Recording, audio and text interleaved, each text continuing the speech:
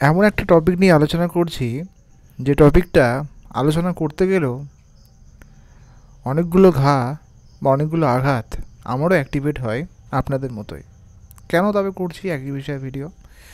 যাতে বারবার সচেতনতা, একটা অ্যাওয়ারনেস গড়ে তোলা যায়। একটা যুগ কিন্তু পার হয়ে গেছে, হয়নি। বেশ কিছু বছর ধরে, মানে কয়েকটা বছর ধরে দেখা যাচ্ছে হয়তো আসবে আসবে পুজোর পর, পুজোর আগে, বড়দিনের আগে, ইত্যাদি ইত্যাদি, বাট সেগুলো আসছে না। রিসেন্টলি একটা শোনা যাচ্ছে যে বিভিন্ন জায়গাতে যারা এসএলএসটি ক্যান্ডিডেট রয়েছেন তারা বিভিন্ন রকমভাবে প্রতিবাদ করছেন। এবং আমরা জানি যে মাদ্রাসা সার্ভিস কমিশনের যে পরীক্ষাটা হয়েছিল তার অ্যান্সার কি পাবলিশড হয়েছিল, কিন্তু এখনও পর্যন্ত রেজাল্টে কোনো রকম আপডেট নেই, হেলদোল নেই। সিট তো নামমাত্র ছিল, নেই। মানে ডব্লিউবি এসএসসি এসএলএসটির পরিবর্তে ওটাও একটু সামান্য রিলিফ ছিল যে হ্যাঁ অন্তত মাদ্রাসা সার্ভিস কমিশনও এসএলএসটি পরীক্ষাটা হচ্ছে, বাট আদতে ওই হলো, আর কিছু হলো না। এখন এই পরিপ্রেক্ষিতে যেটুকু আপডেট, যে এসএলএসটি ক্যান্ডিডেট না বিভিন্ন জায়গায় আন্দোলন করছে, বিভিন্ন আদালতে যাচ্ছে, বিভিন্ন রকম মামলা দায়ের হচ্ছে, এবং আদতে কিন্তু কোনো রকম লাভ হচ্ছে না।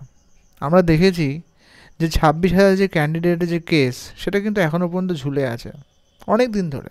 এই হবে হবে, এই বাদ গেল বাদ গেল, খুবই কিন্তু একটা অনিশ্চয়তার ভবিষ্যৎ। আর এইভাবে যদি চলতে থাকে তাহলে আগামী প্রজন্ম কী হবে তার কোনো ঠিক ঠিকানা নেই। অনেকে আরেকবার জিজ্ঞাসা করছিলেন যে বিভিন্ন রকমের যে মামলা চলছে তাতে কি দাদা নতুন কোনো নোটিফিকেশন পাবলিশড হতে পারে? তবে বলে রাখি, 24-এ আর সম্ভাবনা নেই, বছর তো শেষ।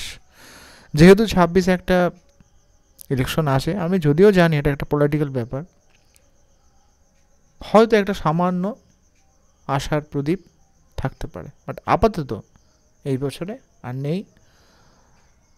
সবার উদ্দেশ্যেই একটা সচেতন হন, ক্যাম্পেনিং যদি কেউ করতে পারেন ক্যাম্পেনিং করুন, যে যেরকমভাবে।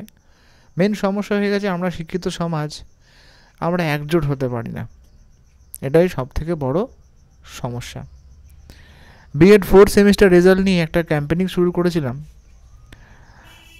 রেসপন্স খুব কম। হতাশ হলাম যে হ্যাঁ একটা হয়তো হবে, উদ্যোগ নিলাম, কিন্তু সেখানেও উদ্যোগ কম। এটাই আমাদের শিক্ষিত সমাজের একটা সমস্যা, আমরা একজোট হতে পারি না। ভালো থাকবেন, নিজের খেয়াল রাখবেন।